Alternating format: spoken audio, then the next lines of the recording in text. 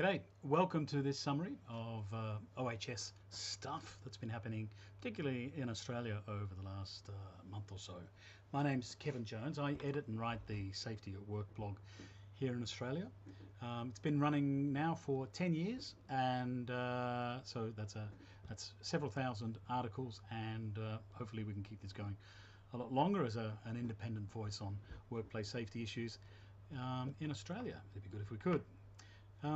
The major OHS themes over this Australian summer were probably the one that was most in the press was sexual harassment. Came out from the Weinstein case and has continued on and has flowed on. I certainly think that it's, although we take Weinstein as a point in time where these things have evolved, we've got to go back and have a look at all sorts of other sort of cultural blindness or organisational blindness that we also applied for people like Gary Glitter, Jimmy Savile, Rolf Harris, and a few others. So it's got a longer history than just over the last 12 months, but it's certainly these last 6 months that's given it a lot of attention.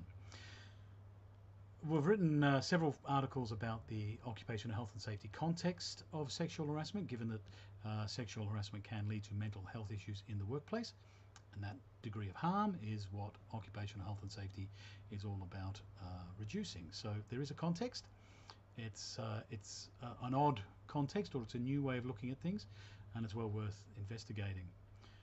Another article that we wrote similar on a similar topic was one revolving around a book called Insidious Workplace Behaviour. It came out a few years ago, but it's a very interesting way of looking at the precursors or the cultural clues for sexual harassment, disrespect, abuse and violence in the workplace.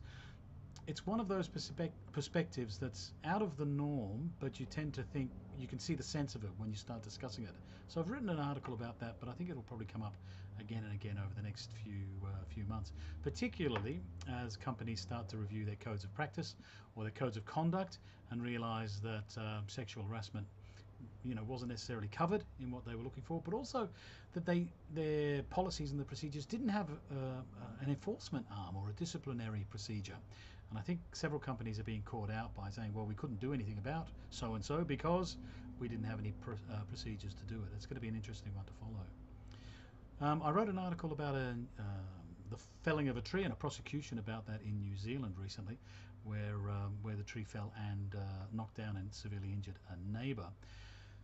These sorts of incidents happen frequently, but the difference with this one is that the public statements that were being made by the owner of the tree felling business or the gardening landscaping business that betrayed a lot of the attitudes that are very common to small business operators. I found that his discussions and comments fascinating. One of the issues that came up last year and will continue on this year is the new global standard on occupational health and safety management systems. It's called ISO 45001. It's still 3 years off being ratified by countries and jurisdictions, but the final version will be out and published and available for purchase probably mid-March. So there's a lot of people frothing up about this as a game changer. I don't think it is. It's certainly a substantial progression on what was previously around. It's certainly more contemporary. And so I'll be following that through this year and seeing how things have changed. I'm also talking on the topic to the Central Safety Group meeting, the lunchtime meeting. They have a meeting every month. I'm there at their March speaker, so I'll probably draw an article out of that and see what we go. There's also an article that I'm interested about that was published just recently. I commissioned from Melody Kemp, a writer and safety activist in Asia. She wrote about the hazards and the high risks and the fatalities and the shootings and a whole range of things that happen to park rangers who are looking after endangered flora and fauna in Asia and Africa. It's one of those things. It's a workplace. There's plenty of fatalities. There's all sorts of things going on, but it doesn't get a lot of coverage. And so Melody brings us up to date on that. One of the things that we always try to do in the Safety at Work blog, but also in my public speaking, is keep people up to date with interesting books that are out. There's 3 books that caught my attention over Christmas. One's coming out in March called Dying for a Paycheck, written by Jeffrey Pfeffer, an American academic. He looks at the moral and organizational issues of workplace safety, working hours, and a whole range of things. It's a different take. It's more global than you'd expect from most US books, and that's interesting. Luke Daniel, an Australian, has produced a practical guide to safety leadership. That's a straighter book than Pfeffer's paycheck book. And I haven't started that one yet, but I've dipped into it, and it needs attention. I need to concentrate on that one, and so I'll be reviewing that in the next month or so. There's also a book that I've had for a couple of months now, and I read bits and pieces as I can. It's called Business Bullshit by Andre Spicer. I'll write more about it on the blog, but you might want to have a look at through some of the Christmas newspapers that you may have had, because his book was extracted in several papers as weekend reviews or longer articles. Have a look at it. It's a very different book. It's not just a funny book. It's not just one poking fun at business jargon and C-suite, acronyms and all that sort of stuff. It's quite a perceptive book.